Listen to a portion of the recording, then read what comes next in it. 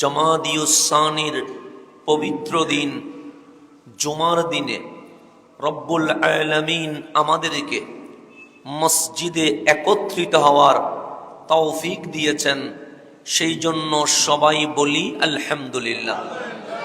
সাথে সাথে দরুদ ও সালাম ওই কামলিওয়ালা রসুলের পাক চরণে, যিনি দয়া করে মায়া করে আমাদেরকে উম্মত হিসেবে কবুল করেছেন। সমস্ত সাহাবায়ে کرام, আহলে বাইত রসুল, তাবিন, তবে তাবিন হয়ে আজ পর্যন্ত জিনাদের কষ্ট পরিশ্রমের বিনিময়ে শান্তির পয়গাম ইসলাম পেয়েছি, ওনাদেরকে গভীর শ্রদ্ধার সাথে স্মরণ করছি। যেহেতু আমরা জুমার দিনে আসছি, প্রত্যেক মাসে নির্দিষ্ট কিছু বিষয় থাকে যেগুলো জানা মানা মুসলমানের দায়িত্ব হয়ে যায়। আপনি যদি কোরআন খোলেন, কোরআন শরীফে 114 খানা সূরা আছে না? নেই? আছে।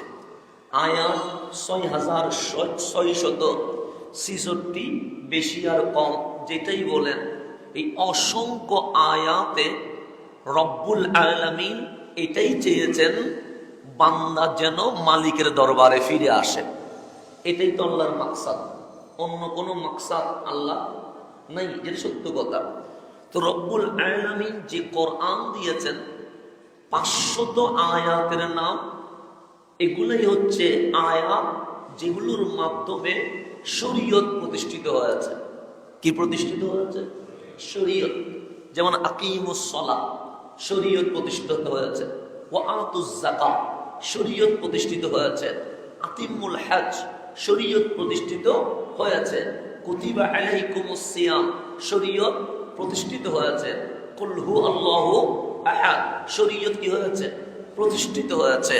এই 500 আয়াত ছাড়া মালিক পুরা কোরআন জুড়ে বিভিন্ন কিচ্ছা ঘটনা আমাদের সামনে এনেছেন, যাতে ওই ঘটনা থেকে শিক্ষা নিয়ে আমরা মালিকের বান্দা যেন হইতে পারে। কথা ঠিক না? আপনি কি মুসা আলাইহিস সালামকে পাবেন? পাবেন না। কিন্তু পুরা কোরআন জুড়ে মালিক মুসা আলাইহিস সালামের ঘটনা বলেছেন। আপনি ইব্রাহিম আলাইহিস সালামকে পাবেন না, কিন্তু খলিলুল্লাহর পুরা জিন্দেগি আল্লাহ কোরআনে বলে দিয়েছেন।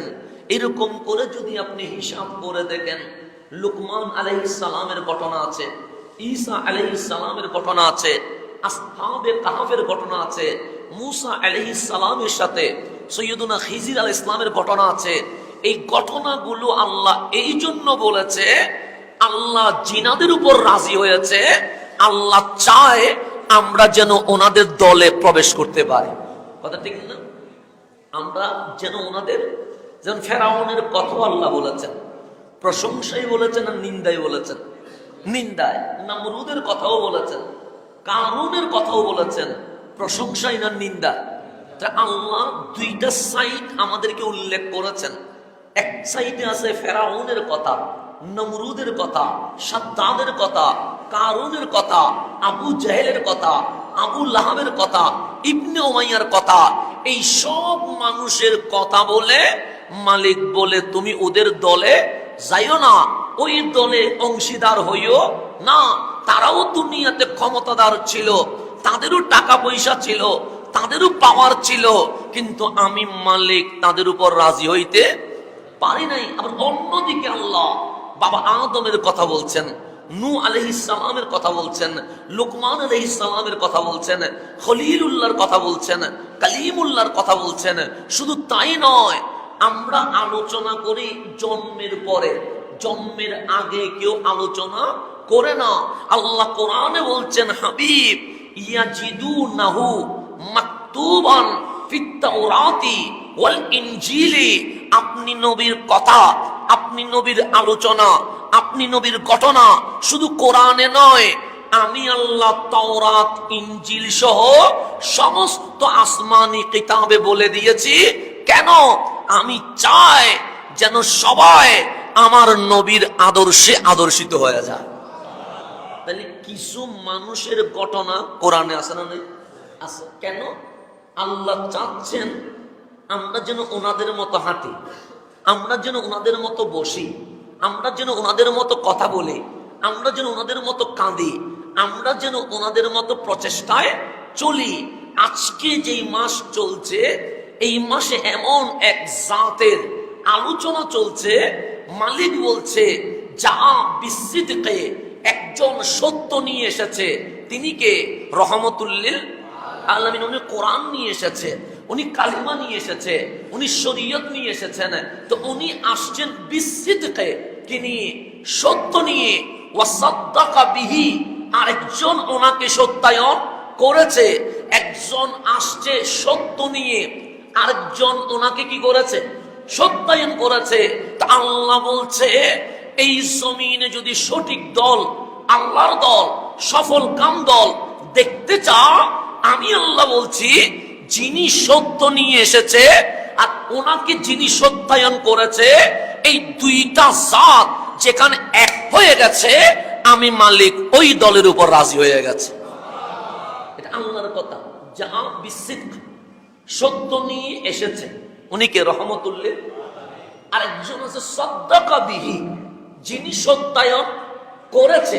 তাহলে আপনার নবী সত্য নিয়ে এসেছে। আপনার নবী বলেন ইকরা বিইসমি রাব্বিকাল্লাযী খালাক। আজকে কালিমার কথা বলতে সমস্যা নাই, কেন? এখানে সবাই মুসলমান।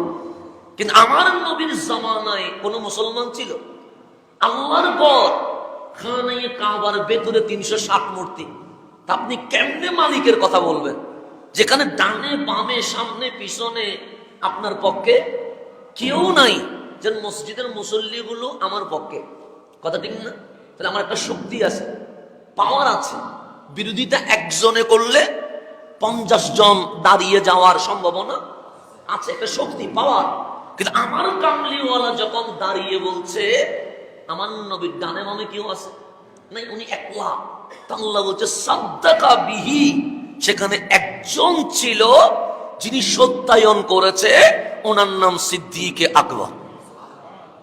যেখানে রসুলে আকবর আছে, যেখানে সিদ্দিকে আকবর আছে, এই দুই জাত যেখানে মিলে গেছে, আমি মালিক ওই দলকে সফল কাম হিসেবে ঘোষণা করে দিয়েছে।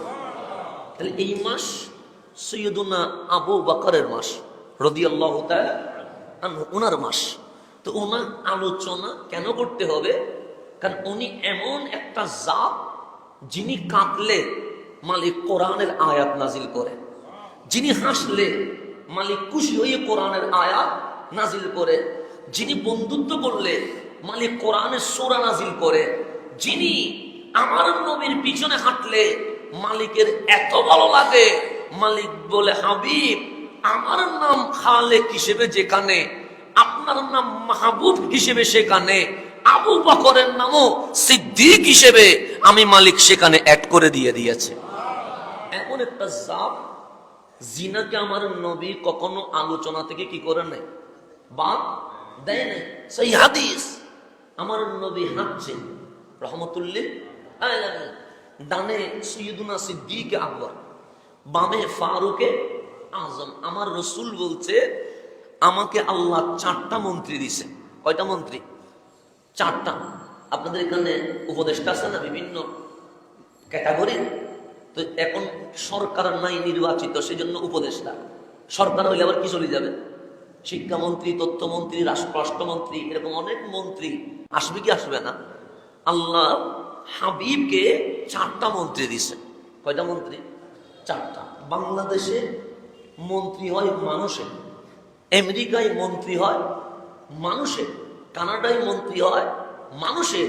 আমার কামলিওয়ালা বলে জমিনে আমার মন্ত্রী 2টা, আসমানেও আমার মন্ত্রী 2টা। তাহলে আমার রসুলের মন্ত্রী ফেরেশতাও আছে, আমার রসুলের মন্ত্রী মানুষও আছে।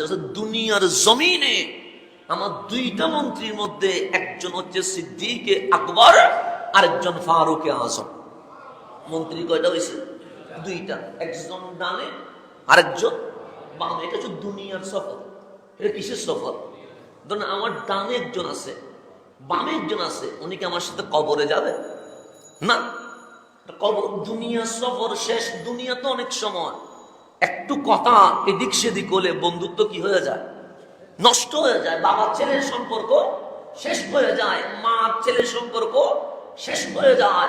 এমনও অনেক মা আছে যা 10 বছরের উপরে নিজের সন্তানের চেহারাও কি করে না, দেখেন দুনিয়াবি কোনো কারণে সম্পর্ক কি হয়ে গেছে, বিচ্ছিন্ন হয়ে গেছে। এরকম আছে না? নেই?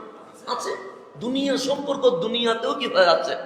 আমরা ছোটকাল থেকে এই পর্যন্ত কত বন্ধু আসলো আর গেল, এর কোনো হিসাব নাই। অনেকের জন্য কাঁদছিলাম, কিন্তু আজকে ওনাদের কথা মনেও নাই। তো এরকম হয় কি হয় না?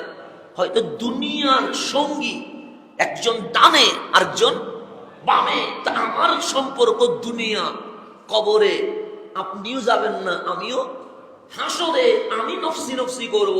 সেখানে আমার ডানে বামে আমার কোনো বন্ধু দাঁড়ানোর কোনো সুযোগ আছে নাই। আমার কামলিওয়ালা ডান হাতে সৈয়দুনা আবু বকরের হাত ধরেছে, বাম হাতে সৈয়দুনা ওমর ইবনুল খাত্তাবের হাত ধরেছে, ধরে বলছেন, হে মক্কাবাসী শোনো, আজকে আমার ডানে যেমন আবু বকর, বামে যেমন ওমর, কাল হাসরের ময়দানেও আমি নবী মাঝখানে থাকবো। আমার ডানে আবু বকর, আমার বামে ওমর, আমরা 3 জন এইভাবেই হাসরের ময়দানে উঠে যাব। হাসরে উঠবে কয় সাথে? একসাথে। একজন রাসূলে পাকের ডান হাত ধরা থাকবে, আরেকজন রাসূলে পাকের বাম হাত ধরা থাকবে। এরকম করে আমরা 3 জন উঠবো কোথায়? হাসরের ময়দানে। প্রথম হাসরের ময়দানে উঠবে রহমতুল্লিল, ডানে থাকবে সৈয়দুনা সিদ্দিকে, বামে থাকবে সৈয়দুনা ফারুকে। এই 3 জন যখন উঠবে, আমার নবীর ডানে বামে তাকায়া দেখবে উম্মত নাই, পুরো মাঠ খালি। জিবরিল ডাক দিয়ে বলবেন, জিবরিল, আল্লাহ কি বিচার শেষ করে আমারে তুলছে? আল্লাহ কি বিচার শেষ করে আমাকে তুলছে? সৈয়দুনা জিবরিল বললেন, ইয়া রাসূলুল্লাহ, হঠাৎ এই প্রশ্ন কেন করলেন? আইনা উম্মতি, আমার উম্মত কই? আমি তো আমার উম্মতকে দেখতে পাচ্ছি না। আল্লাহ কি বিচার করে ফেলেছে? জাহান্নাম কি জাহান্নামে চলে গেছে? জান্নাতে কি জান্নাতে চলে গেছে? কামলিওয়ালার চোখ দিয়ে পানি বের হয়ে গেছে। আমার উম্মত কই? আল্লাহ ডাক দিলেন, জিবরিল, আমার হাবিব উম্মতরে এত ভালোবাসে, নিজে তো উঠলেন, ডানে বামে মন্ত্রী 2 জন আছেন, উম্মত দেখে নাই বলে উম্মতের জন্য যখন কাঁদছে, সর্বপ্রথম সকল নবী রাসূলের উম্মতকে উঠানোর আগে হাবিবের উম্মতকে হাবিবের সামনে তুলে ফেল। তখন হাসরে আমাদেরকে তুলবে। এটাই কোরআনে বলছেন, ওয়া আখরাজাতিল আরদু আসকালাহা। সেদিন জমিন, কবর তোমাকে আর রাখবে না, তোমাকে ধরে হাসরের ময়দানে কি করে দিবে? বের করে দিবে। তাফসীরে ঢুকে দেখবেন, যে কোনো তাফসীর দেখেন, আমি এটা বলবো না যে কানজুল ঈমান দেখেন, যে কোনো তাফসীর দেখেন, ওয়া আখরাজাতিল আরদু আসকালাহা। আখরাজাত মানে বের করে ফেলবে। কিসে বের করবে? আল আরদ, আরদ মানে পৃথিবী, আল আরদ মানে জমিন। মায়ের পেট আছে না? আচ্ছা, এটা যখন 10 মাস 10 দিন হয়ে যায়, প্রসব বেদনা উঠে যায়। প্রসব বেদনা উঠলে মা কি আর রাখে? রাখে না। আস্তে করে কোথায় দিয়ে দেয়? দুনিয়াতে দিয়ে দেয়। ছিল মায়ের পেটে, প্রসব বেদনা উঠতে দেরি, মার পেটে রাখছে না, এটাকে দুনিয়াতে কি করে দিচ্ছে? ট্রান্সফার করে দিচ্ছে, দিয়ে দিচ্ছে। তা আল্লাহ বলছে, কবর এগুলো মায়ের পেটের মতো। যেমন তুমি 1 হাত মায়ের পেটে ছিল 10 মাস 10 দিন, আজকে মরণের পর 3.5 হাত কবরের নিচে যে গেলা, এটাও একটা কি? মায়ের পেট। তো যে আল্লাহ মায়ের পেটে তোমারে জিন্দা সালামত রাখতে পারে, সেই আল্লাহ 3.5 হাত কবরের ভিতরেও জিন্দা রাখতে পারে কি পারে না? পারে। যিনি 1 হাত পেটে রাখতে পারে, উনি 3.5 হাত পেটে রাখতে পারবে না? সেই জন্যই দুনিয়াতে আনার আগে মালিক মায়ের পেটটাকে চুজ করে নিয়েছেন। কেন? বান্দার আকীদা যেন নষ্ট না হয়, বান্দা যেন নাস্তিক না হয়ে যায়, বান্দা যেন আল্লাহর পথ থেকে সরে না যায়। কারণ যদি ডাইরেক্ট চলে আসে, তখন বলবে মাটি তো খেয়ে ফেলবে। মাটির কাছে সবকিছু কি হয়ে যায়? মিশে যায়। যেমন আমরা খাইলে, খাওয়া কি আম খাইলে কি আম তাকে ফেটে না? এটা মিশে যায়, বা মিশে যায়। রুটি মিশে যায়, সবজি মিশে যায়। তাহলে পেটের কাজ যেটা, জমিনের কাজও সেটা, পানি ডালেন মিশে যাবে। সবজি ভিতরে রাখেন মাটি হয়ে যাবে। পেটের যে কাজ জমিনেরও সেই কাজটা। আল্লাহ যদি আপনারা ডাইরেক্ট আনতেন, আপনি যুক্তি দিয়ে বলতেন মাটি আপনাকে খেয়ে ফেলবে, আপনারে খুঁজে পাবে না, সুতরাং যা ইচ্ছা তাই করো। তো আল্লাহ মায়ের পেটে এনে আপনাকে এটাই বোঝাচ্ছে, যিনি মায়ের পেটে দুনিয়াতে আসার আগে তোমারে জিন্দা রাখতে পারে, সেই আল্লাহ তোমারে কবরেও কি রাখতে পারে, জিন্দা রাখতে পারে। পারে কি পারে না? পারে। রব্বুল আলামিন সেটাই বলছে, মায়ের প্রসব বেদনা উঠলে মা ছেড়ে দেয় কোথায়? জমিনে। তা আল্লাহ বলছেন ইজা জুলজিলাতিল আরদু জিলজালাহা, একদিন এই জমিনের প্রসব বেদনা উঠবে। জিলজাল মানে লাফানো শুরু করবে, এটা ব্যথায় চটপট করবে, এটা কাঁপতে থাকবে। জিলজাল শব্দটাও একটু গরম টাইপের না? ইজা জুলজিলা, জুলজাল বললে তো কি লাগে? গরম গরম লাগে। কথা ধর্ম মালিকের কিরকম জানি, যখন রহমান বলে সেখানে সফট লাগে, যেমন আর রহমান আল্লামাল কোরআন, এটা একটু সফট মনে হয়, কথা ঠিক না? এটা একটু কি মনে হয়? নরম মনে হয়। কিন্তু আমার যখন বলেন ইজা জুলজিলাতিল আরদু জিলজালাহা, এটা একটু গরম মনে হয়। আল করিয়া পড়লে একটু ভয় লাগে উঠে, মাল করিয়া আর একটু কি লাগে উঠে, ভয় লাগে উঠে। মালিকের কথার ধরন, যেখানে মালিক গফুর বলেছে সেখানে বড় নরম করে বলেছে, যেখানে রউফ বলেছে বড় নরম করে বলেছে, যেখানে ওদুদ বলেছে গরম বড় নরম করে বলেছে, যেখানে আল কাহ্হার বলেছে সেখানে মালিক বেশি গরম করে বলেছে। তাহলে মালিকের কথার ধরন কি আছে? ডিফারেন্স আছে। একটা যখন সফটে বলে তখন এর চেয়ে বড় নরম আর কিছু হইতে, যখন মালিক গরম করে বলে মালিকের চেয়ে গরম কথা আর কেউ বলতে। সেজন্য কিয়ামতের সূরা যতবার নাজিল হইছে ততবার আপনার নবী চিল্লাইয়া চিল্লাইয়া কান্নাকাটি করছে। কিয়ামতের সূরা যেমন আল কারিয়াতু মাল কারিয়া, এটা তো আমার নবী চিল্লাইয়া কান্না করছে। ইজা জুলজিলাতিল আরদু জিলজা, এটা তো আমার নবী থাকতে পারে না মসজিদে নববীতে, দৌড় দিয়ে ঘরের ভিতর ঢুকে গেছে, দরজা বন্ধ করে দিয়েছে, সিজদায় লুটিয়ে পড়ছে। বলছেন ডেকসিতে পানি সিদ্ধ হইলে যেরকম টকবক করে আওয়াজ করে, ভেতর থেকে সেরকম আওয়াজ বের হচ্ছে। কাম লাগায়া দেখি ডেকসির পানি সিদ্ধ হচ্ছে না, কামলিওয়ালার চোখের পানি বের হয়ে যাচ্ছে। সাহাবী কি শুনছেন? সে ভিতর থেকে শুনতে পাচ্ছি, মালে তুমি যেই সূরা অবতীর্ণ করেছে ইজা জুলজিলাতিল আরদু জিলজালাহা, যে জিলজাল শব্দ ব্যবহার করেছো, এটা নরম না, এটা বড় কঠিন শব্দ। তো কথাই যদি এত গরম হও, কাল হাসরের ময়দানে এর চেয়ে তো আরো বেশি গরম হওয়া। তোমার গরম যদি বেশি হয় তখন আমার উম্মত ভয় পাবে। আমার উম্মত যদি ভয় পায় তারা আশা হারিয়ে ফেলবে। আশা যদি হারায় তারা নিজেকে জাহান্নামী মনে করবে। আমার উম্মত বেসাহারা হইয়া চটপট করবে।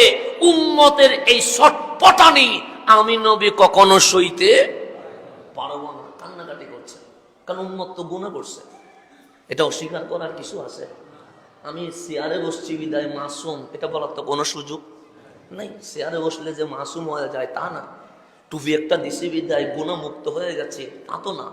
দাড়ি একটা লাগাই দিছি বিদায় মাসুম হয়ে গেছে তা তো না। এমনও হতে পারে আমার কারণে যদি মোনাজাত কবুল না হয়, এখানে এমনও মুসল্লি আছে যিনি আমিন বললে মালিক মোনাজাত কবুল করে ফেলবে। হইতে পারে, কারণ কোন কার মোনাজাত আল্লাহ শুনছে কবুল করছে এটা আমি কি বলতে পারবো? অসম্ভব জিনিস। তো মালিক যারে কবুল করছে দোয়া করবেন ওনাদের ওয়াসিলায় আল্লাহ যেন আমাদেরকেও কবুল করে নেয়। কারণ মাঝে মাঝে গুনাহগার একটা হইলে এটার কারণে কি হয় না, মোনাজাত কবুল হয় না। আর মাঝে মাঝে সব গুনাহগার একটা রহমানের কাছে এমন পছন্দ, যিনি আল্লাহ বললে আসমানের দরজা কি হয়ে যায়, খুলে যায়। এরকমও আছে না? নেই? আছে। কখন কার কারণে মালিক রিজিক দিচ্ছে আমরা জানি না, কার কারণে সূর্য উঠছে এটা আমরা জানি না। আমার রাসূল বলেছে এই জমিনে যেদিন আল্লাহ ডাক বন্ধ হয়ে যাবে সেদিন কিয়ামত শুরু হয়ে যাবে। আমি মাঝে মাঝে বলি আমার আল্লাহ ডাকে তো দুনিয়ার সূর্য ওঠার কথা না, আমি যেভাবে ডাকছি এটা দিয়ে তো উঠার কথা না, উঠছে কার কথা? নিশ্চয়ই মালিকের এমন কোন বান্দা আছে যিনি আল্লাহ বললে আরশ মুআল্লা পর্যন্ত খবর হয়ে যাচ্ছে। এরকম আছে বলে দুনিয়া আছে, কথা ঠিক না? এরকম না থাকলে দুনিয়া দেখতে তো সবাই মুসলমান মনে হয়, কিন্তু আমরা কি সবাই মুসলমানের যে বিশ্বাস, যে ইয়াকিন, যে আমল করা দরকার সেটা কি করতে পারছি না? আমরা এখানে বলতে পারেন যে অনেক সময় নামাজ পড়ি মানুষ ভালো বলার জন্য, অনেক সময় নামাজ পড়ি মানুষ সম্মান দেওয়ার জন্য, অনেক সময় নামাজ পড়ি রিজিকের জন্য, অনেক সময় নামাজ পড়ি দুনিয়ার অশান্তি থেকে মুক্ত হওয়ার জন্য, অনেক সময় নামাজ পড়ি হয়তোবা জান্নাত পাওয়ার জন্য। এরকম মকসদ আছে না? নেই? আছে। মাঝে মাঝে ভাবি এগুলার নাম কি নামাজ? আমার কাছে মনে হয় এগুলোর নাম নামাজ নয়। আপনি আমার সাথে দ্বিমত পোষণ করতে পারেন, সমস্যা নেই, কিন্তু আমার যেটা মনে হচ্ছে এগুলোর নাম নামাজ নয়। কেন? আমার 40 বছর শেষ হয়ে গেছে, আমি এখন বুঝলাম এক পা আমার কবরে চলে গেছে, এখন আমার ভালো হওয়া উচিত, কারণ আমি চলে যাব কবরে। এই লক্ষ্যে আমি কোথায় আসছি? মসজিদে আসছি। আমি খতিব, আমি নামাজ পড়াইলে বেতন পাবো, এই লক্ষ্যে আমি কোথায় আসছি? মসজিদে আসছি। কারণ দুনিয়াবি সমস্যা আছে, উনি সমস্যা থেকে মুক্তি হওয়ার জন্য কোথায় আসছে? মসজিদে। কিন্তু এটার নাম কি নামাজ? আমার কাছে যেটা মনে হয় এটার নাম নামাজ নয়। নামাজ তো ওইটাই হয় যে দুনিয়ারও বাদ দিয়ে দিয়েছে, জান্নাতও বাদ দিয়ে দিয়েছে, মালিক তুমি রাজি হইলেই আমার হয়ে যাবে, এটার নাম তো নামাজ হয়। তো এই মালিকরে রাজি করার জন্য কয়জনে নামাজ পড়ে? কথা ঠিক না? এটা হিসাব করলে আমার নামাজ আমার কাছে কেন জানি মনে হয় এটা হচ্ছে না। তো আমার নামাজ, আমারটা আপনার নামাজ না, আমারটা নিয়ে আমার সন্দেহ নয়। আমার নামাজের মকসদ কি? আর নামাজের কথা যে মালিক আকিমুস সালাহ বলেছে, উনি কি মকসদে বলেছে? তা আল্লাহর মাকসাদ আর বান্দার মকসদ মিলতেছে না, সেই জন্য মেরাজ হচ্ছে না। যেদিন এই নামাজে মালিক আর বান্দার মাকসাদ মিলে যাবে, সেই দিন দেখবেন এই নামাজেই মুমিনের মেরাজ হয়ে যাবে। আল্লাহ যেন আমাদেরকে সেই মেরাজের নামাজটা কবুল করেন। এখন আসেন, তাই বলে আমার নামাজ ছেড়ে দিবেন নাকি? না, পড়বেন, বললো পড়বেন, নামাজ বাদ দেওয়া যাবে না। কোন সিজদা মালিকের কাছে কখন ভালো লেগে যাবে এটা আপনি আমি কখনো বলতে পারবো না। এরকম হয় কি হয় না? হয়। আমরা মনে করছি কাজটা সফল হবে, কিন্তু হয় না। মনে করলেন 100-তে 100 এমনিতে যাচ্ছি, সফল হব না, কিন্তু গিয়ে দেখেন এটা সাকসেস হয়ে যায়। এরকম হয় কি হয় না? হয়। নামাজ বাদ দেওয়া যাবে। তো এখন সামনের দিকে যে গভীর মনোযোগ, তাহলে আজকের এই মাস সৈয়দুনা সিদ্দিকে আকবরের মাস। ওনার আলোচনা কেন করছি? ওনার আলোচনা করেছে স্বয়ং রব্বুল আলামিন। আল্লাহ বলছে ওয়াসাদ্দাকা বিহি, যিনি আমার নবীকে সত্যায়ন করেছে। তোমার ঈমান, তোমার আকীদা, তোমার বিশ্বাস, তোমার আমল ওনার মতো যদি হয়, হুমুল মুফলিহুন, তোমরাই গোল্ডেনে প্লাস পাবা, দুনিয়াতেও জিতবা, আখিরাতেও জিতে যাবা। তাহলে একটা মডেল দরকার আছে না? আছে। সেই জন্য দেখবেন কোরআনে মা মরিয়মের কথা আছে, আছে না? নেই? আছে। মা হাওয়ার কথা আছে, আছে না? আছে। ইসমাইল জবিহুল্লাহর আম্মা জান মা হাজরার কথা আছে, আছে না? নেই? আছে। কোরআনে আমার নবীর বিবিগণের কথা আছে। কেন? আল্লাহ বলে দুনিয়াতে তো নায়িকা অনেক আছে, কিন্তু ওদের মতো হইও না। আমি কোরআনে যেই মরিয়মের কথা বলছি, আসল যদি মডেল দেখতে চাও, খোদার দফতরে মরিয়মের নামটাই উল্লেখ আছে। তাহলে মা জাতিকে বলছে তুমি মরিয়মের মতো হও, তুমি হাজরার মতো হও, তুমি মা হাওয়ার মতো হও, তুমি উম্মাহাতুল মুমিনিন আম্মা জান খাদিজাতুল কুবরার মতো হও, তুমি আম্মা জান আয়েশা সিদ্দিকা তাহেরার মতো হও। কেন? ওনাদের প্রত্যেকটা লামহা, প্রত্যেকটা স্তর, প্রত্যেকটা কদম রহমানের দরবারে কবুল হয়ে গেছে। তাহলে আল্লাহর দরবারে কি হয়ে যায়? কবুল হয়ে যায়। যেমন আপনি আমার বিরুদ্ধে 100 কথা বলেন না, আল্লাহ কি আমার পক্ষে কোরআনের আয়াত একটা নাজিল করবে? না, করবে না। তো কোরআনের আয়াত নাজিল হওয়ার তার সময় নাই। আপনি যদি আমার বিপক্ষে 100 তো কথাও বলেন, আমার পক্ষে কোরআনের একটা আয়াত নাজিল হবে? হবে না, সম্ভব না, অসম্ভব। আপনাদের পক্ষেও নাজিল হবে না। আমার নবীর বিবি আম্মা জান আয়েশা সিদ্দিকা তাহেরা কেমন জাত, ওনার বিপক্ষে শুধু কমেন্টস করছে একটা। কয়টা কমেন্টস? একটা। তার জবাবে মালিক আম্মা জান আয়েশার পক্ষে শুধু এক আয়াত নয়, 10টা আয়াত নাজিল করে দিয়ে দিয়েছে। দেখেন, জিনার পক্ষে নিচ্ছেন খুদ রব্বুল আলামিন। তাহলে দামি না দামি? দামি। যার পক্ষে যাচ্ছে রব্বুল, নবী তো আছে, স্বয়ং রব্বুল আলামিন বলছে, নবী গো, ইফকে আয়েশা, আপনার বিবি জান আয়েশা সিদ্দিকার ব্যাপারে যে আঙ্গুল উঠছে, আপনি জবাব দিয়েন না। আয়েশারও জবাব দেওয়ার দরকার নাই, আয়েশার আব্বা জান আবু বকরেরও জবাব দেওয়ার কোনো দরকার নাই। কেন? আমি আল্লাহ হইয়া একটা নয়, আয়েশার শানে 10খানা আয়াত নাজিল করে দিব। তাহলে বিশ্ববাসীকে বুঝাচ্ছে আমি মালিক আয়েশার পক্ষে আছি, আমি মালিক খাদিজার পক্ষে আছি। তাহলে মা বোন যদি ওই দলে যায়, আল্লাহ ওদের পক্ষে যাবে। আমরা যদি সিদ্দিক আকবরের দলে যাই, তাহলে আল্লাহ আমাদের পক্ষেই আছে। সুতরাং আর কোনো বিপদ আসবে? এখন আসেন, গভীরভাবে খেয়াল করবেন। আমি যেটা বলছি কোরআন সুন্নাহর বাইরে বলার কোনো সুযোগ নাই। তাহলে যা বিচ্ছেদ সত্য নিয়ে এসেছে রহমতুল্লিল, আর যিনি সর্বপ্রথম সত্যায়ন করেছেন উনি সিদ্দিকে, সেটা আমার কথা নয়, ফারুক আজম বলছেন বুখারী শরীফ। আমার কথা হইলে আপনি মানিয়েন না। বুখারী শরীফের হাদিস বলছেন, ফারুক আজম বলছেন, কানা আবু বকরিন আহাব্বানা ইলা রাসূলিল্লাহ সাল্লাল্লাহু আলাইহি ওয়াসাল্লাম, ১৬ লক্ষ সাহাবীদের মধ্যে আমার নবী আমাদের ভেতরে যারে সবচেয়ে বেশি ভালোবাসতেন ওনার নাম আবু বকর। ফারুক আজম বলছেন, হাদিস বুখারী, আমার নবী বেশি ভালোবাসতেন ১৬ লক্ষ কিসের মধ্যে? সাহাবীর। তারপর বলছে কানা খায়রানা, সাহাবিয়তের মধ্যে যিনি সর্বোত্তম উনি সিদ্দিকে। তারপর সাইয়্যিদানা, আমাদের সর্দার রাসূল পাকের পরে যিনি আমাদের মাথার উপরে উনি সিদ্দিকে। তার উপরে বলছেন ওয়াজ জাকারাল বায়ান, সিদ্দিক আকবর এরকম বলতে বলতে বলতে বলতে ফারুক আজম, আমি না, ফারুক আজম মিম্বরে, দামি না দামি? দামি। যার লাঠি পর্যন্ত দামি হয়ে যায়, যার কাপড় দামি হয়ে যায়, যার হাতের লেখা দামি হয়ে যায়, ওনার নাম ফারুকে আজম। আমি হাতে লিখলে এটা দামি হবে না, কিন্তু ফারুক হাতে লিখে নীল নদে চিঠি দিছে। 1400 বছর চলে গেছে, শীতকালে পানি কমতেছে। শীতকালে কি কমতেছে?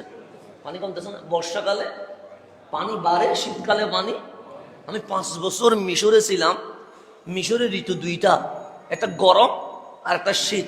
আমাদের তো ঋতু কয়টা? 6টা। এটা শুধু বাংলাদেশে, অন্য কোথাও নাই। কিন্তু আমি মিশরে দেখলাম ঋতু 2টা। গরমে এত বেশি গরম নাক দিয়ে রক্ত পড়ে, ঠান্ডায় এত বেশি ঠান্ডা পা ফেটে যায়। যেরকম আমাদের জমিন পানি না থাকলে সৌসির হয়ে যায়, পা গুলো কি হয়ে যায়? ফেটে যায়। তখন মোজা পরে চলতে হয়, চামড়ার মোজা। এমনিতে হাঁটা যায় না, পা ফেটে যায়। তো যখন পা ফেটে যাচ্ছে তখন কি পানি বাড়বে না কমবে? কমবে, স্বাভাবিক। যেখানে পায়ের রক্ত শূন্যতা দেখা দিচ্ছে, কিসের কারণে? শীতের প্রভাবের কারণে। বাংলাদেশে তো আমরা ঘামছি, সেখানে আমরা 3-4টা কাপড় পরলেও শীত কন্ট্রোল করা যাচ্ছে না। 5 বছরে দেখলাম নীল নদের পানি কখনো কমে নাই, প্রয়োজনে আরো বাড়তে দেখছি। না গরমকালে কমতে দেখছি, না শীতকালে কমতে দেখছি। কিরে নীল নদ? এটা তো শীতকাল চলছে, পানি তো শুকিয়ে যাওয়ার কথা, তুমি শুকাও না কেন? আজকে থেকে 1400 বছর আগে বছরে একবার শুকায়া চৌচির হয়ে যাইতাম, কিন্তু 1400 বছর চলে গেছে আর শুকাই না। কেন? তোমাদেরই অমর আমার সিটি দিয়ে হুকুম করছে আমি যেন আর না কমি। সিটি শুনে 1400 বছর নীল নদ কি কমে নাই? পানি কমে নাই। যার হাতের কলম দামি না দামি? যার লাঠি দামি। আমাদের তো রক্তে শয়তান। রক্তে কি শয়তান আছে না? আছে। আমাদের তো রগে শয়তান, সত্য কথা, এটা অস্বীকার করার কোনো সুযোগ। আমাদের নফসের উপরে শয়তান, এটা অস্বীকার করার কোনো সুযোগ নাই। আপনি একটা সেকেন্ড অবহেলা করবেন, দেখবেন নফসের উপর শয়তান বসে যাবে। আপনি একদম তাহাজ্জুদ পড়তেছেন আর কি, 24 ঘন্টা কন্ট্রোলে আছেন, শুধু একটা মিনিট আপনি একটু অবহেলা করেন, দেখবেন শয়তান কি হয়ে গেছে, বসে গেছে। কারণ এটা শয়তান আল্লাহ থেকে খুঁজে নিয়েছে যে আমি তোমার বান্দার রক্তে মিশে রগে হেঁটে নফসের উপর বসে তার গুনাহ করাবো। এটা শয়তানের কি সুন্নত বলেন না, শয়তানের সুন্নত। শয়তানের সিস্টেম হচ্ছে আমি কি করাবো, গুনাহ করাবো। এটা ওয়াদা করছে কার সাথে, আল্লাহর সাথে। সেজন্য শয়তান বারবার আমাদেরকে কি করে, ডিস্টার্ব করে। করে তো চায়ের দোকানে বসায় রাখে, ফেসবুকে বসায় রাখে, ইউটিউবে বসায় রাখে, গেমসের মধ্যে বসায় রাখে, জুয়ার মধ্যে বসায় রাখে, মারামারির মধ্যে আস্তে করে পাঠায়া দেয়, রক্তপাতের মধ্যে জড়াইয়া দেয়, হানাহানি করায়। এই সবগুলোর পিছনে ইবলিস আছে না নেই? আছে, আছে, ইবলিস আছে। ইবলিস ছাড়া কোনো গুনাহ সংগঠিত হয় না। তো ইবলিস বলছে ফাবি ইজ্জাতিকা, তুমি আল্লাহর ইজ্জতের কসম এমন গুনাহ করাবো, লা উগবিয়ান্নাহুম আজমাইন, তুমি তো আমার জাহান্নামী বলছো। আল্লাহ প্রথম জাহান্নামী বলছে কারে? শয়তান। ফি নারে জাহান্নাম খালিদিনা ফিহা আবাদা, এটা শয়তানের শানে আল্লাহ নাজিল করছে, তুই হচ্ছ জাহান্নামী। কে বলতেছে? আল্লাহ প্রথম জাহান্নামী, প্রথম কাফের বলছে কারে? শয়তান রে। তো জাহান্নামী সিঙ্গেল কয়টা? একজন রে বলছে। এই বলে শুধু আমারে বললা না, আমার কিয়ামত পর্যন্ত বনি আদম রে জাহান্নামী বানায়া সারব। কে বলতেছে? তো তুমি তো শুধু সিঙ্গেল আমারে বলছো, আমি তোমার বান্দারে গুনাহ করাইয়া নিয়ে যাব। আল্লাহ বলছে তোর শান হচ্ছে গুনাহ করানো, আর আমি রহমানের শান হচ্ছে বান্দা তো গুনাহ করে ফেলবে, কারণ তুই রক্তে হাঁটবি, রগে হাঁটবি, নফসের উপর বসবি, তুই প্রতারণা করবি। আমার বান্দা হয়তোবা নিজেরে কন্ট্রোল করতে পারবে না, নফসত একটা আছে, হয়তোবা ঝুঁকে যাবে, কিন্তু আমি আল্লাহর ওয়াদা তোর শান গুনাহ করানো। আমার বান্দা মাফ চাইলে আমার শান গফুর হইয়া জীবনের গুনাহ মাফ করে দেওয়া। তাহলে শয়তানের শান হচ্ছে গুনাহ করানো, মাওলার শান হচ্ছে কি করে দেওয়া, মাফ করে দেওয়া। এখানে শান দুইটা, একটা হচ্ছে ইবলিসের শান, আর একটা হচ্ছে রহমানের শান। তো রহমান বলছে ক্ষমা করা, এটা আমার শান, ক্ষমা করা। আল্লাহ যদি ক্ষমা না করতো আমাদের কি অবস্থা হইতো? নিঃশ্বাস নিতে পারতেন? কি অবস্থা যে হইতো। মালিক প্রত্যেকটা সেকেন্ড আমাদেরকে ক্ষমা করতেছে, প্রত্যেকটা মিনিট আমাদেরকে ক্ষমা করতেছে, প্রতিটা ঘন্টা রহমানের রহমানিয়তের চাঁদের বিষয় আছে। যদি ক্ষমা না করতো আমাদের যাওয়ার কোনো কি ছিল না, পথ ছিল না। তো শয়তান আমাদের সঙ্গী, রক্তে রগে নফসের উপরে। কিন্তু অমর এটা কোন উমর, যে উমর রাস্তা দিয়ে হাঁটলে শয়তান হাঁটে না, আমাদের নফসের উপর বসে থাকে। আর ওমর হাঁটলে এদিকে হাঁটে না। আমার রাসূল বলছে আমি যদি নবুয়তের দরজায় তালা না দিতাম আমার ওমর নবী হয়ে যেত। দামি না দামি? সেই ওমর বলছে জাকারাল বায়ান, সিদ্দিক আকবরের শান বলতে বলতে বলতে বলতে ঘন্টার পর ঘন্টা চলে গেছে। এরপর বলছে বিআন্না আবা বাকর সিদ্দিক আউয়ালু মান আসলামা মিনার রিজাল। আল্লাহ যে বলছে সাদ্দাকা বিহি, যে আমার নবীরে সত্যায়ন করছে উনি আবু বকর সিদ্দিক। কেন? আমার নবীর ডানে বামে যখন কেউ ছিল না, এই আবু বকরই প্রথম আমার নবীর উপর কালিমা পড়ে ফেলেছে। ওনার ঋণ কি শোধ করা যাবে না? এখন যেহেতু জুমার দিন, আরো শীতকাল, সময় খুব দ্রুত চলে যাচ্ছে। আমি সিদ্দিক আকবরের আকীদা এবং আমল, আকীদাও লাগবে আমলও লাগবে। আমি যদি বলেন আপনি যদি আমি নামাজ না পড়ে সুন্নি, তাহলে এই সুন্নিয়তের দরকার নাই। আমলও লাগবে, আকীদাও লাগবে। আমল ছাড়া আপনি আহলে সুন্নত হতে পারবেন না, বা আকীদা ছাড়া আপনি মুমিন হইতে আপনার দুইটার সমন্বয় লাগবে কি লাগবে না? লাগবে। কেন? আল্লাহ যেখানে বলছেন আল্লাযীনা ইউমিনুনা বিল গায়ব, এটার নাম ঈমান, এটার নাম কি? এটার নাম আকীদা। তারপর বলছে ওয়া ইউকিমুনাস সালাহ, তারা নামাজ কায়েম করে। তাহলে ঈমান নামাজ মানে আকীদা আমল কয়টা হইছে? দুইটা। দুইটা থেকে একটারও মাইনাস করা কখনো সম্ভব নয়। আকীদা ঠিক নাই তার বাতিল বলে। তারে কি বলে? আকীদা ঠিক আছে, আমল নাই তারে বন্ড বলে। তারে কি বলে? বন্ড বলে। এটা জিনিস মনে রাখবেন। তাহলে বন্ড আমাদের না, বাতিল। আকীদা ঠিক আছে, আমল ঠিক আছে, তারে আহলে সুন্নাত ওয়াল জামাত বলে। তারা আহলে সুন্নাত।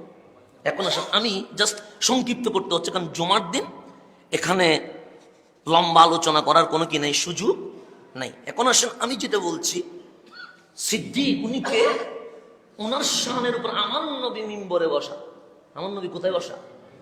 এই মিম্বরটা তো আমাদের না, এটা রহমতুল্লিল আলামিনের মিম্বার। কথা ঠিক না? সেই জন্য হক কথা কোথাও না বলতে পারলেও মিম্বরে দাঁড়িয়ে বলতে হয়। কেন? এটা কারো বাবার না, এটা রহমতুল্লিল আলামিনের। চাকরি চলে যাক, তারপরে হক কথা বলতে হবে, যা হবে হোক, তারপর কি কথা বলতে হবে? হক। কেন? মিম্বরটা হকের জন্য বানানো হয়েছে। আমার নবী জানে উম্মত হক বলতে পারবে না, কখনো এইদিকে পড়ে যাবে, কখনো ওইদিকে চাপে পড়বে, কিন্তু আমি একটা মিম্বর বানাইয়া দিয়ে গেলাম। এই মিম্বরে যখন দাঁড়াবে, উম্মত ডানেও তাকাবে না, বামেও তাকাবে না, আল্লাহ এবং হাবিবের মুহাব্বতের দিকে তাকায়া হকের আওয়াজ করতে দেখি দেরি নাসরুম মিনাল্লাহ, সাহায্য আল্লাহ থেকে আসতে শুরু হয়ে যাবে। মিম্বরে বসা রহমতুল্লিল। আরেক জায়গায় দাঁড়িয়ে আছে হাসান বিন সাবিত রাদিয়াল্লাহু তাআলা। দামি না অদামি? দামি। উনিও দামি, যাদের ব্যাপারে আল্লাহ বলছে রাদিয়াল্লাহু আনহুম, যাদের উপর আমি আল্লাহ কি হয়ে গেছি। তো হাসান বিন সাবিত উনি হামদে বারি তাআলা, মানে আল্লাহর প্রশংসায় উনি শের গাইতেন। কার প্রশংসায়? 2 নাম্বার, আমার নবীর সানাখানিতে যিনি নাতে রসুল গাইতেন। ওনার ডিউটি কয়টা? 1, আল্লাহর প্রশংসায় শের হামদ বারি তাআলা গাওয়া। 2, রহমতুল্লিল আলামিনের প্রশংসায় নাতে রসুল গাওয়া। কয়টা? সেই জন্য আমাদের মাহফিলে আমরা হামদে বারি তাআলা গাই কি গায় না? গায়, যারা পারে গায়, নাতে রসুল গায়। তো উনি তো 2টাই কাজ করতেন, কখনো রব্বে করিমের প্রশংসা করতেন, কখনো রহমতুল্লিল আলামিন। এর বাইরে উনি যাইতেন। তা আমার নবী বসা, এটা ইমাম হাকিম মুস্তাদরাকের মধ্যে বলছে, এটা এই হাদিসটা হযরত হাসান বিন সাবিত দাঁড়ানো, রহমতুল্লিল আলামিন বসা, সাহাবায়ে কেরাম বসা। এখন নাতে রসুল গাওয়া শেষ। কি গাওয়া শেষ? তো নাতে রসুল গাওয়া শেষ হইলে মানুষ কি হয়ে যায়? বসে যায়। বক্তা তাকরীর শুরু করে। আমার কামলিওয়ালা বললেন, ক্বালা রাসূলুল্লাহ সাল্লাল্লাহু আলাইহি ওয়াসাল্লাম লি হাসান ইবনে সাবিতিন, হাসান বসিও না, দাঁড়াও, কথা আছে। ইয়া রাসূলুল্লাহ হুকুম করেন, সাহাল কুলতা ফি আবি বকরিন শাইয়া, হ্যাঁ তুমি আল্লাহর প্রশংসা হামদে বারি তাআলা গিয়েছো, আমার প্রশংসায় নাতে রসুল গিয়েছো। হাসান বলো না, আমার আবু বকরের শানে কখনো নাত গাইছো? দেখেন প্রেম কারে পায়। আমি বলি না, রসুলের পাক বলছে হাল কুলতা ফি আবি বকরিন শাইয়া। সিদ্দিক বসা কোথায়? মাহফিলে বসা। আপনি কি আমার আবু বকরের শানে কিছু গাইছেন? হাসান বিন সাবিত বলছেন, নাম ইয়া রাসূলুল্লাহ। নবী গো, আমার বিশ্বাস আল্লাহর হামদ গাইলে আল্লাহ খুশি হয়, নবীর নাত গাইলে নবী খুশি হয়, কিন্তু যেখানে সিদ্দিক আকবরের শান গাওয়া হবে না, সেখানে আল্লাহ এবং রসুল কখনো খুশি হবে না। সুতরাং আমি ওনার শানও কি গাইছি? নাত গাইছি। আমার রসুল বলে, আমি তো শুনি নাই, কুল ওয়া আনা আসমা, আমি বসে আছি, আজকে তুমি সিদ্দিক আকবরের শানের নাত গাইতে থাকো, আমি নবী শুনতে থাকো। আমার নবী নিজে বসে সিদ্দিক আকবরের কি সাজাচ্ছে? মাহফিল সাজাচ্ছে, আমি না, রহমতুল্লিল। সৈয়দুনা হাসান দাঁড়িয়ে বলছেন, সানি ইসনাইনে ফিল গারিল মুনিফ, 2 জন ছিল কোথায়? গারে সুরে। এখানে আর কেউ? ওই 2 জনের মধ্যে যিনি দ্বিতীয়, উনি হচ্ছেন সিদ্দিকে।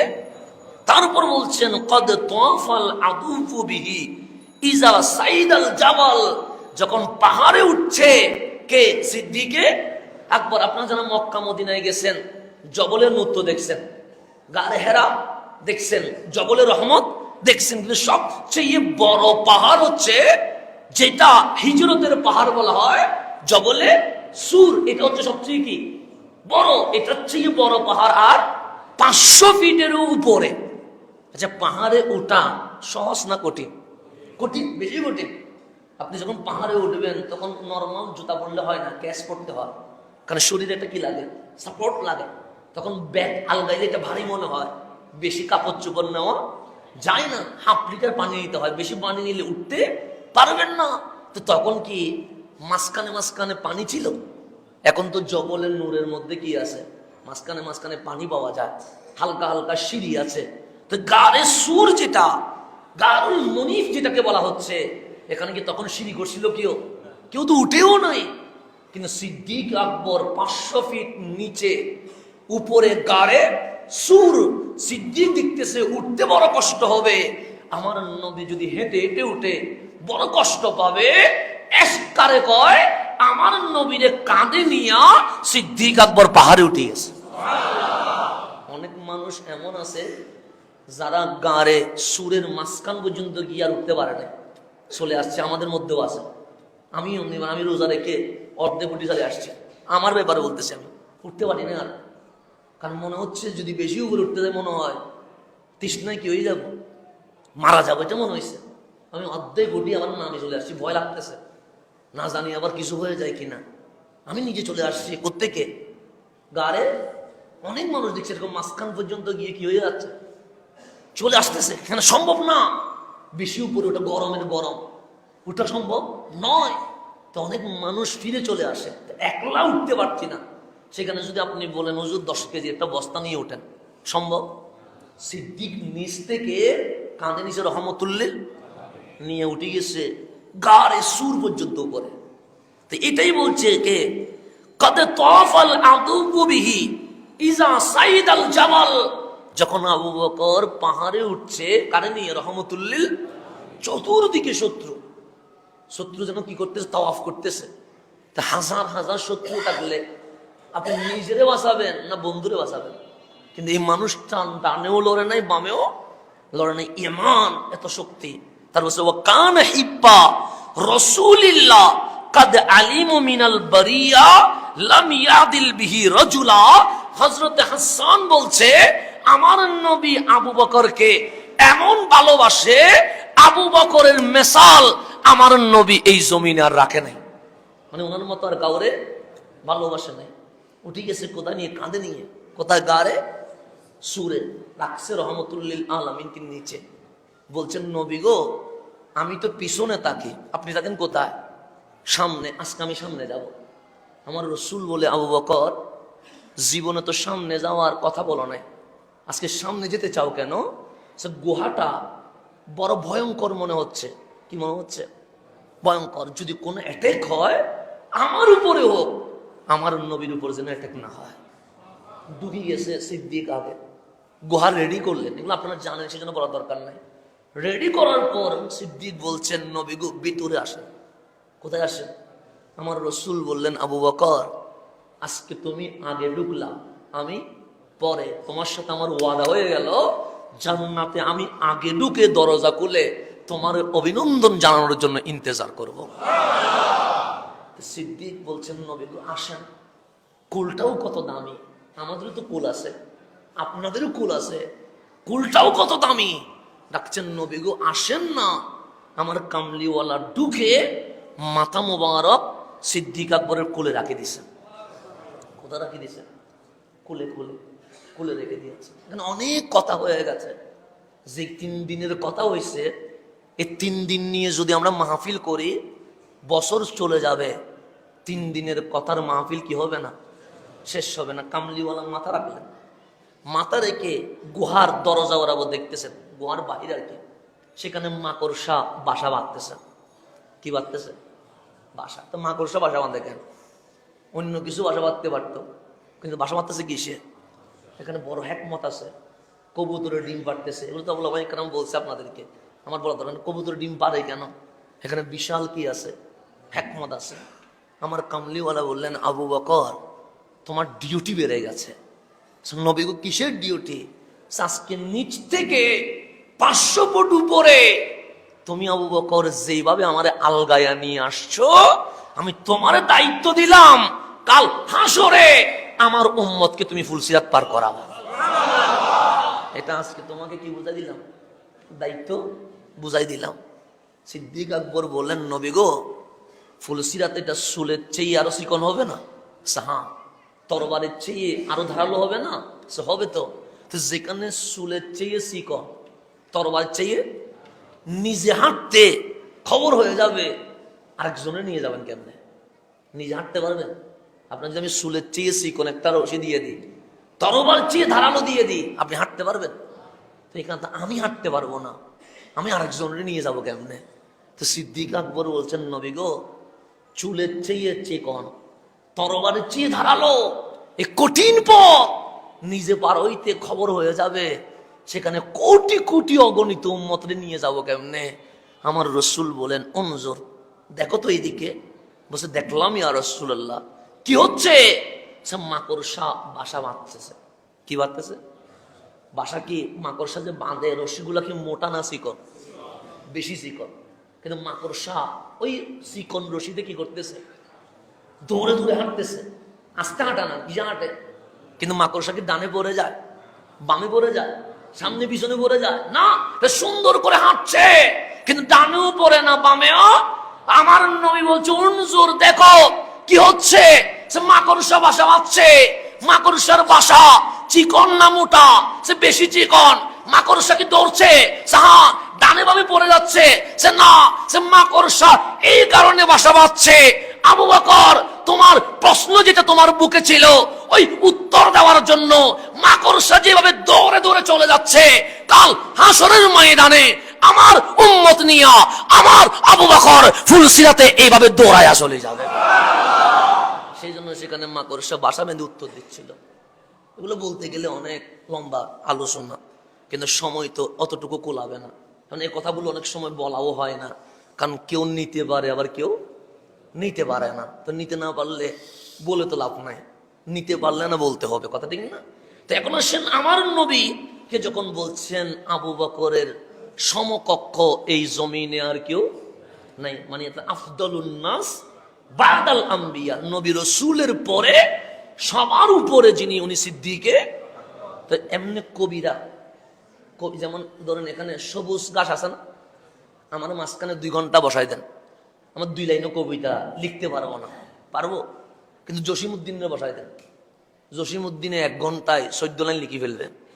কি নিয়ে? এটা নিয়ে, মানে সবুজ ঘাসের ভিতরে ও যেগুলো দেখবে, এগুলো আমি দেখবো না, কারণ কবিরা একটু বাড়াই বলে।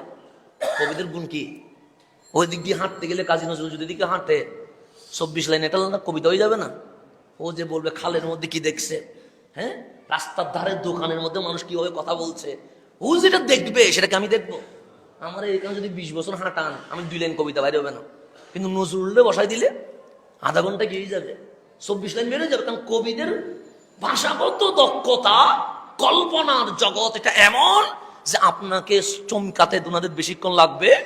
তো হাসান বিন সাহাবের যেহেতু নাত গাইছে, অনেকেই বলতে পারে বাড়াবাড়ি হয়ে গেছে, অনেকেই বলতে পারে অতিরঞ্জিত হয়ে গেছে। আমার কামলিওয়ালা বললেন, সাদাক তাইয়া হাসান, হাসান তুমি বাড়িয়ে বলো নাই, সত্যই বলেছো। ওহুয়া কামা কুলতা, যেটাই বলেছো হ্যাঁ ওইটাই আবু বকরের মাকাম।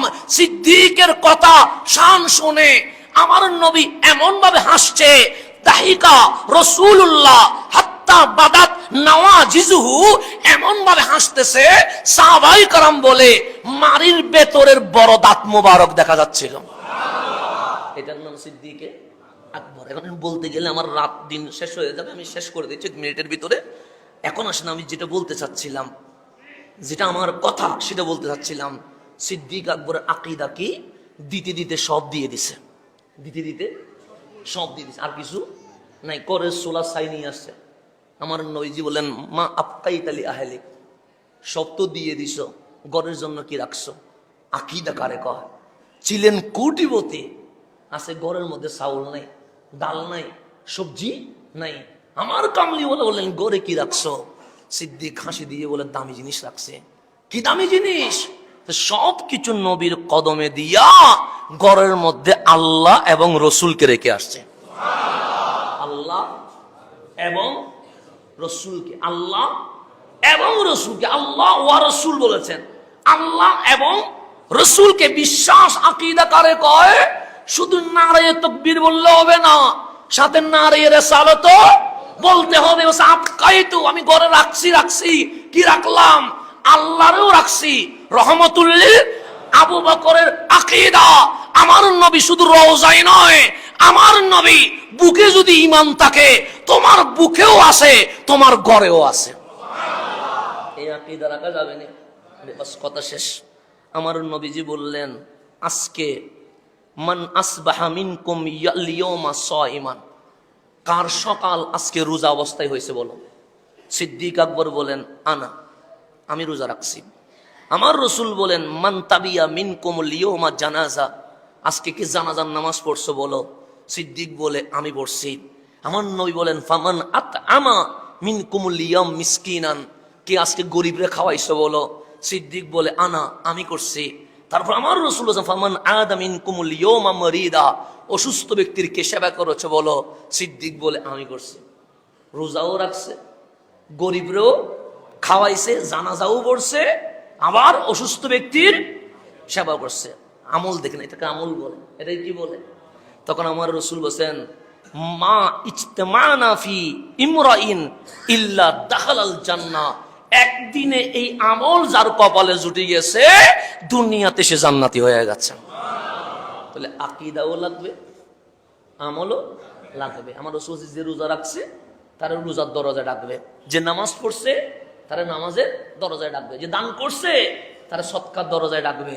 সিদ্দিক বলে, এমন কেউ নাই যারা সব দরজা ডাকবে? আমার রসুল, তুমি আসো, তোমারে ডাকবে সব দরজায়। এটার নাম সিদ্দিকে। তাহলে ওই জাতের মতো হওয়ার দরকার আছে না নাই? আল্লাহ যেন আমাদেরকে ওই জাতের আদর্শ মত তো হইতে পারবো না, আদর্শ বাস্তবায়ন করার জন্য তৌফিক নসিব করে। তাহলে আকীদাও লাগবে, ঈমানও। এরকম যদি আমি কয়েক জমা না 100 জমা যদি কাটাই দিই, শানে সিদ্দিক আকবর কখনো শেষ হবে না। আপনাদের